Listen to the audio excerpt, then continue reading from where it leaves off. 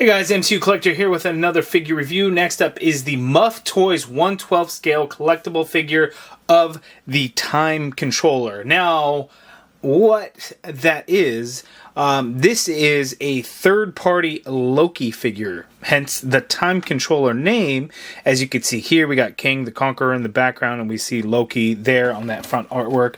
The side, you see a little clock there, says for all time, always MF03, and you get the Muff logo there at the bottom. The back says, so he's a variant, prune him! So that is just the box. I've already emptied it out. As you can see, we get a warning there, Muff Toys. But here is the figure, and we have the tray. So we see 1, 2, 3, 4, 5, 6 sets of hands total. So you get the 5 extra, the ones that are already on the figure. We get, I don't know if it's called the bandolier. That's kind of that strap that goes around the shoulders and has the knife sheath in the back. So removing that tray, remove this tray here where the hands are. We get the tray of the accessories for the Loki figure. So we get the flame sword, the sword, his 2 daggers. We get 4 different magic green effects, and we get the temp pad. And just the details on the temp pad is absolutely insane. We get this tiny little baggie here, which looks to have replacement buttons in case they fall off of like the jacket and the figure and things like that. So that is pretty cool. Here is that like leathery piece there, so that is awesome. We'll take a look at that. But here is the Time Controller figure, and this is probably one of the greatest figures ever made. The articulation is a little tricky. I'm gonna have to kind of work with it a little bit. It's a little stiff, but the soft goods at this scale can be tricky, and you know, Mezco is kind of the big, you know, the biggest game around, but like third-party companies, man, they're killing it with the tailoring of the soft goods and everything. So this is pretty incredible. The jacket, as you can see there, the suit, he's even got socks on, just insane. And then looking at the head sculpt, I don't know how they did it, but if they just used a shrunken down Hot Toys head sculpt or what it is, but just absolutely incredible. So really cool things going on with this Time Controller figure. Loki, Tom Hiddleston, but again, third-party figure by Muff Toys. I got it from 5ktoys.com. They shipped out super fast. I ordered it like Saturday night, and then it shipped out Monday. Like, I got a shipping label Sunday. It shipped out Monday. I got it today, which is Wednesday. So insanely fast, which is really cool. So let's go ahead and get in some closer looks at the stitching and everything of the figure. Look at the accessories. We'll go over the articulation and see how he compares to the Marvel Legends counterparts. But again, this figure is incredible, and the scary part is it's got me interested in other third-party figures maybe to see how they are. There's like Green Goblin figures that have been made. There's a TASM, Amazing Spider-Man 2 Electro. There's a new No Way Home Electro coming out. So lots of crazy third-party MCU figures that I may want to get my hands on. So I'm a little scared at how much I really like this Loki figure already. But man, I don't know. But this figure is incredible. I highly recommend it. Let's now get into the review. It's that good that I would say that before we even review the figure. Okay, so first looking at the accessories out of the package, the hands are just kind of these open, relaxed hands, and they have a very rubbery feel to them, which is kind of weird. I'm not usually used to like a harder plastic. You know, they hold up well. They seem durable enough, but again, they're very, very pliable, so just a heads up on that. But the extra hand sets that we got, we have these open hands. These will be kind of like the magic wielding type hands there, as you can see how much they're out, and it looks like they got peg holes in there. I haven't gotten the magic effect pieces out yet, but they must peg into the hands there. We get a couple of different grip hand sets, so I would imagine some of these are probably going to be best suited for the daggers and best suited for the swords. So we get 2 sets of grip hands, as you can see there. We get a pair of fists, and then we have one where his right hand is pointed, but his left hand is actually, you're going to use that to grip onto the temp pad. So maybe this one is used to touch the screen of the temp pad, but those are the hands that we got there. And now the accessories, again, these are pretty incredible. So we get the flaming sword. So at some point, you know, he's got the sword and then he lights it on fire. And this looks really cool. It's just done in this translucent orange color to kind of give that flame. It's a little soft, you know, but still be very careful with it. You can't really see a blade in there. It's just a flame that's coming out of the hilt. I kind of like it. You know, ideally you would want to see a blade in there, but it is really cool. We get the sword, not flamed sword, which is just gold in color, and I like, how do I get these things out of here? I just have to kind of do that, I guess. The swords, they're fairly soft plastic, so you don't really have to worry about them like busting and breaking, but you want to be careful. And that is actually crazy sharp. I'm surprised how sharp that is. But as you can see the sword there, that looks pretty good. Stick that back in there. And then we get his 2 daggers, which are cool. So as you can see here, nice silver for the blade, and then this nice like rose gold color for the hilts of the daggers. And we get 2 of them. They are the same. They look really, really nice there. So you can see the daggers, much smaller hilt versus the sword, so I think that's why we get 2 grip hands. One that can easily grip the daggers, and then one that can easily grip the swords there. So those are the daggers. And then we get the different magic effects. So they're kind of a green flame. And yes, just as I had mentioned there is a little peg at the bottom, so you would peg those into the hand so you can actually hold them, and they're not going to go anywhere. These look really good. Translucent green, plastic color there. It looks like these 2 are the same. Looks like this one has a little bit of a darker green at the end, which seems odd. They should basically be the same, but it kind of gives that effect. And then we get these smaller ones. Same thing. They got the pegs on the bottom there. As you can see, same green color. Those are nice. But here we have the temp pad.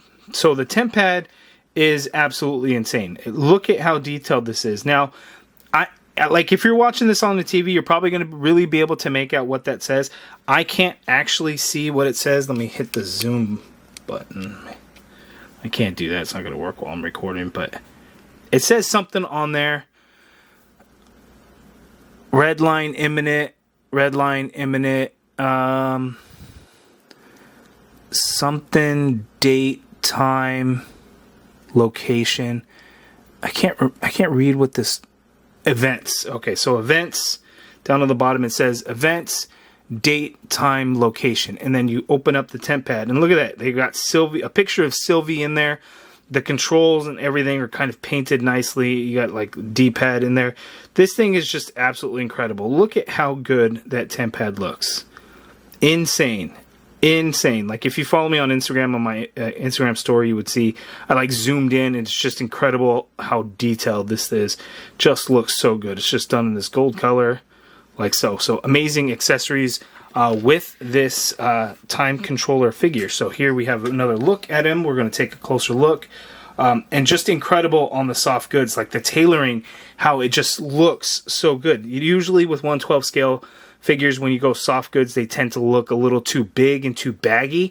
In my opinion, that is not an issue with this figure. It does not suffer from that at all. The jacket, I will concede, could be just a tad too large, but it looks great. Now, I forgot to mention that this is actually version 2 of the Muff Toys time controller. Version 2, I believe they made improvements from the first one. The jacket is a little bit darker in color. I think the figure height is a little bit better, and supposedly the head sculpt is better than it was before. The head sculpt is phenomenal, so was it an improvement over the previous? I'm not sure. Unparalleled Universe, Wade, if you follow him, if you're subscribed to him, or if you're not, go subscribe to him. He got the first release of the time controller figure, the Loki figure, and he said that head sculpt was amazing, and he didn't even see how it would be possible that they would be able to improve upon it. So I'd be curious to see. I wish I had that first one to be able to do a side-by-side comparison, but this Tom Hiddleston likeness is just absolutely insane. I think it is phenomenal. It came out great.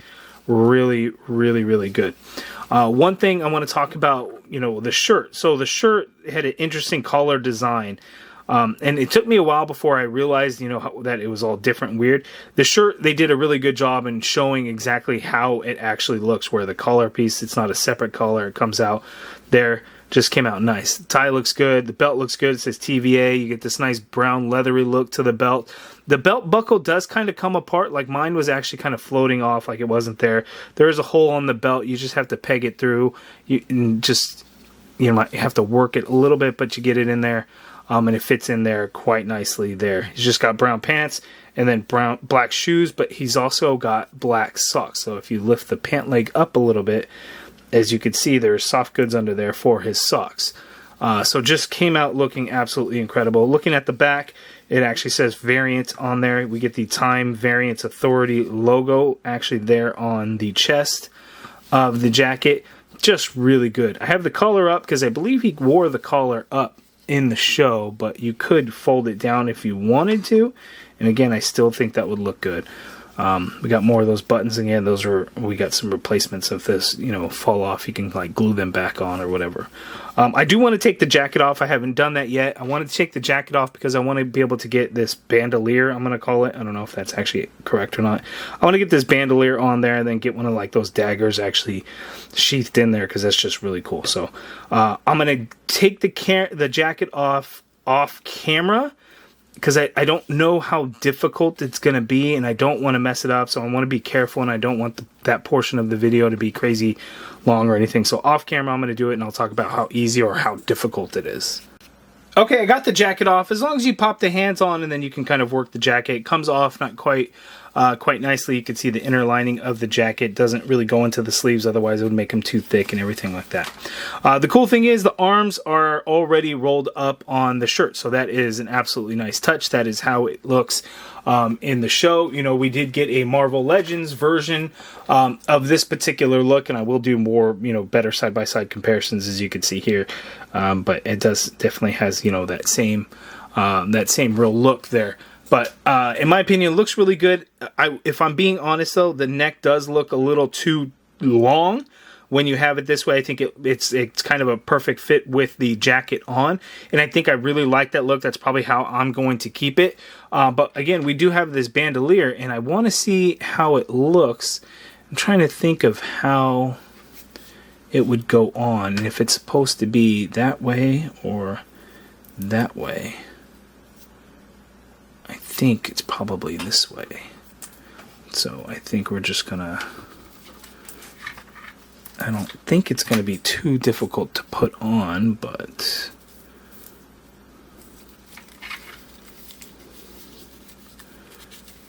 I don't know if this is something where it may be best to also have the hands removed, or maybe get both arms back and do it that way. Oh, there we go.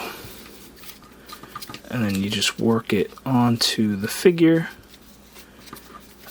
And it fits on there quite nicely. It doesn't really float around. There's no real issue in there or anything. And then we have that there like so. And I think this is for the daggers and not the knife, because I think the knife is going to end up being a little too long. So I have it like this, and I want to say that I probably have it the wrong way, but I'm not sure. But it does work like that, if that is how it's supposed to be, or if it's these buckles are supposed to be at the top. I felt like if you're going to tighten it, you're probably going to be able to get the bottom a little bit better, and then the top seemed to be a little bit smaller, as it's, you know, going to be kind of around the neck, not necessarily his whole body. But that works, and that actually is a really good look. But again, still, to me, the neck does seem a little bit too long, but still a really good look. Okay, so while I have the jacket off, I'm going to go ahead and do this side-by-side comparison. This was the second release of Loki. It actually came packed with the role-play item of the Tesseract. So you had to buy the Tesseract to get the Loki figure, this particular Loki figure there. Again, same exact look, but much lighter brown pants and brown shoes as opposed to black shoes. Obviously, in terms of Legends, this is an okay figure. It's nothing great. I don't think it's terrible. But there's better, and but this Muff Toys figure, so good. I mean, the soft goods on it, the tailored clothing is just on another level. Like Mezco does a pretty good job, and Hot Toys obviously does a really good job. So when you have 112 scale, I thought again Mezco was best in the game, and when I see something like this, and I wonder, like, are they? They do a fantastic job, don't get me wrong, but then you have a third-party company like this just absolutely killing it doing something like this. So pretty damn special. I'm going to go ahead and go over some of the articulation on the figure without the jacket, but then we will put the jacket back on so we can look at the articulation, because I want to be as thorough as possible on so you guys know exactly what to expect. Because we don't have that jacket and we see the shirt, I can confirm there is double jointed elbow in there. So the head, you can do a lot of pivot and kind of rotation in there. He can look down that much. He can look up. a fair amount as well. Again, the neck is still too long. This is how the head sits on there. It's just an open hole kind of in there, and it just rests on in there like so. So it's not something where you're going to be able to put a Marvel Legends head or anything like that on there. And this is much better than Marvel Legends heads anyway, so that's really something you wouldn't want to do. In terms of the articulation, there's actually a butterfly joint in there, so you can get the arm to go back a little bit. I am very cautious, though. I don't want to overdo it anything like on this figure, because you know it was $92. Like I don't want to mess it up. You know what I mean? You can get the arm to go straight on out. You're not going to be able to do rotation because of the soft goods. Right? The clothing just wouldn't allow you to do that. So just a heads up on there. There is a bicep swivel in there. Again, that double jointed elbow gives you an extremely nice bend there. The wrists swivel. They're on a ball joint hinge, so you can get all kinds of movement in there and everything like that. So you can move the hands around as needed. In terms of the torso, like even I don't really know. Like I will tell you that it is pretty limited. You get some nice tilt to the side, however, as you can see there. Oh, I can't even really get him to stay pivoted to the right. Oh, a little bit. And then lean back a little bit. But then coming forward isn't a whole lot. So I will be honest with you, that's a little bit lacking in there. That you do have a swivel at... I feel like it's at the waist. Like there's... Yeah, you just don't get a whole lot of motion in there. And I kind of popped the belt buckle. We want to get that back in place. Okay, so then now the legs articulation. You can get the legs to move out to the sides a little bit, and it's going to stretch a little bit, as you can see as it pulls up. But you can get a fair amount of splits on the pants there. He actually does have pockets, which is crazy. Coming forward, though, is only going to go so far because, again, the soft goods, the tailoring does limit some of that articulation in there. It looks like there's a little bit of thigh swivel, not a whole lot. You do get a double jointed knee, so nice bend there at the knee. There's no calf swivel or anything like that, but foot hinges down quite a bit, hinges up a lot. There is some pivot in there. No peg holes at the bottom of the feet. So again, pretty good articulation. The torso, yes, does have a little bit of restrictions in there, but man, you just can't go wrong with the overall look of this figure. So let's go ahead and put the jacket on and see, how much it affects with the arms. Okay, as you can see with the side-by-side comparison with the two Lokis, the Marvel Legends figure just does not look anywhere near as good. Now, the Marvel Legends figures all have a very similar look, so this fits in well with Marvel Legends. It was still never a great figure. The legs are a little bowed and everything like that. The head sculpt, it's like, does that really look like Tom Hiddleston? Not really. It had the flowy hair, so there's just no comparison when you have these two side by side. There just really isn't. But I want to talk about the articulation when it comes with the jacket on. So you can still get the arm to move out quite nicely. You could still get a nice double bend at the elbow. You could still use those butterfly joints a little bit in there. So it really doesn't hinder the articulation much. Obviously, it's not going to affect the legs or anything like that. So with the jacket on, you still get the same really good movement in there. So no need to worry. Okay, so when I want to showcase the different hands and the different accessories, so obviously here I'm using the hands for the magic effect pieces. So here they peg into the hands, so you can do there, and you can have some really cool magic effect looks there. So definitely a nice touch. Okay, and as I thought, you have the two grip hands. One has a little bit more of a loose grip, so you can hold on to the sword, and the other set of grip hands are a little bit tighter, so you can actually fit on the daggers there. So the two grip hands for the two different weapons, that is why they're there. Okay, so there are fists. I'm not going to show you guys the fists because they're just fists. But again, we have the other set of hands where you actually can grip the temp pad like so, and then you have the pointing finger hand, and I wonder if the pointing finger is to actually like press buttons on the temp pad, so you could do stuff like that. Really nice touch. I mean, the grip hand, as you can see, the way it's designed, it's like perfect for gripping that temp pad. So effort and thought actually went into that, so that is pretty cool. So you can have him using the temp pad and things like that. So really nice touch. The temp pad is probably one of the best action figure accessories I've ever seen because of the detail that's in there. Is just absolutely incredible. So really cool that they got all of that in place there. So pretty sweet. I wish Legends would have given us something like that. We did get a temp pad, but it was not detailed like this. Okay, so we're going to breeze through some side-by-side comparisons. So all going to be against Marvel Legends, all from the Loki Disney Plus series. So here we have the Time Controller Loki, the Muff Toys, third-party 112 scale figure. And then here we have the Marvel Legends Mobius. We've got the Marvel Legends Sylvie, as you can see there. And the Sylvie, I don't know why her head's down like that. As you can see, the Muff Toys is going to be running a little tall. Tom Hiddleston is pretty tall. I think he's over 6 feet, so you can kind of fudge it a little bit, but overall he is going to be a little bit too tall, I think, for most Marvel Legends. You can fit him in there, you can make it work, but just a heads up, as you can see, he's going to again be taller than pretty much everybody, including He Who Remains, as you could see there.